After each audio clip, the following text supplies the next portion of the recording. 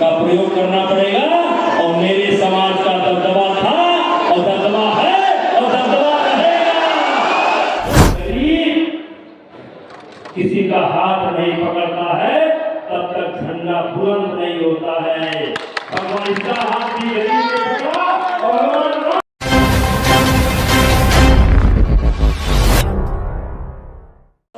संसार में ऐसा कोई शराबी नहीं है जो स्वयं शराब की दुकान पर गया हो, स्वयं शराब खरीदा हो, स्वयं पिया हो।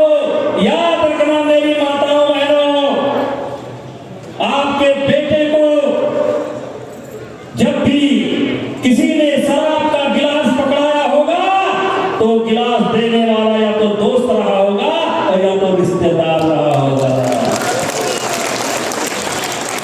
इसलिए दोस्त बड़े खतरनाक होते हैं। और इन्हीं शब्दों के साथ पूरे मंच को, पूरे उसको, सबको मैं हाथ जोड़कर प्रणाम करता हूँ। सबको, माताओं को, बहनों को प्रणाम करता हूँ। कहा कम समझना ज्यादा, कहा कम समझना ज्यादा। और समझने के लिए अच्छी किताब, अच्छी संगत, अच्छा कर्म, अच्छा व्यवहार, अच्छी वाणी का प्रयोग करना पड़ेगा। और मेरे समाज का दबदबा था और दबदबा है और दबदबा रहेगा। और भारत माता की, भारत माता की, भारत माता की जय श्री राम, जय श्री राम, जय श्री राम, जय मां भवानी, जय मां भवानी, जय मां भवानी।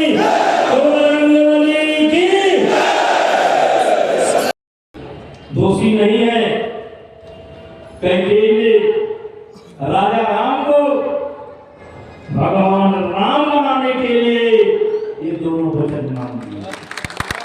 क्योंकि कैकेयी राम को केवल अयोध्या का राम नहीं देखना चाहती थी, वो तो भगवान के रूप में देखना चाहती थी।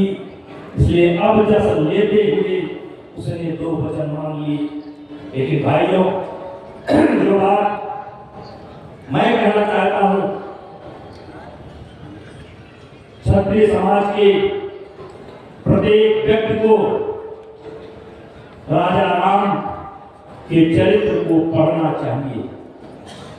भगवान राम जब अयोध्या से चित्रकूट जाते हैं और चित्रकूट से आगे बढ़ते बढ़ते के दक्षिण भारत जाते हैं और दक्षिण भारत से जब सीता जी का अपहरण होता है, भगवान राम ने एक भी किसी क्षत्रिय से या किसी राजा से कभी सहयोग नहीं मांगा, बल्कि वही सेना खड़ी की, वही सेना खड़ी की। बगल में छत्तीसगढ़ में भरत जी का ननिहाल था, यानी राम जी का ननिहाल था। उन्होंने सेना नहीं मांगी, वहीं सब कुछ खड़ा किया और लंका विजय पाई। तो यानी राम, इससे क्या संदेश निकलता है? भगवान राम सबको लेकर चलते थे, सबका साथ और सबका विकास, सबको लेकर चलते थे। उन्होंने किसी राजा के सामने हाथ नहीं फैलाया। क्षत्रिय समाज के लोगों,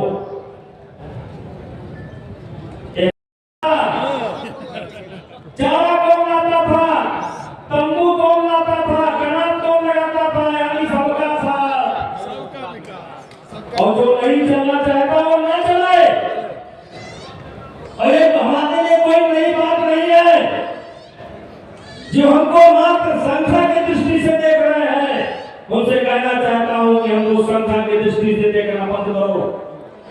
हमारा ड्राइवर भी हमारी जात का नहीं है, लेकिन वो भी मेरा है।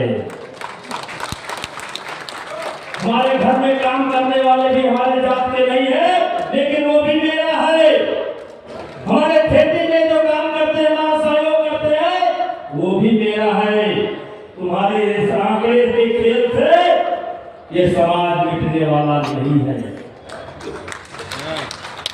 तो हम कौन थे, क्या हो गए और क्या हो गए अभी? आओ मिलकर विचारें ये समस्याएं सभी। यद्यप हमें इतिहास अपना प्राप्त हुआ है नहीं, फिर भी हम कौम थे, ये भी अधूरा।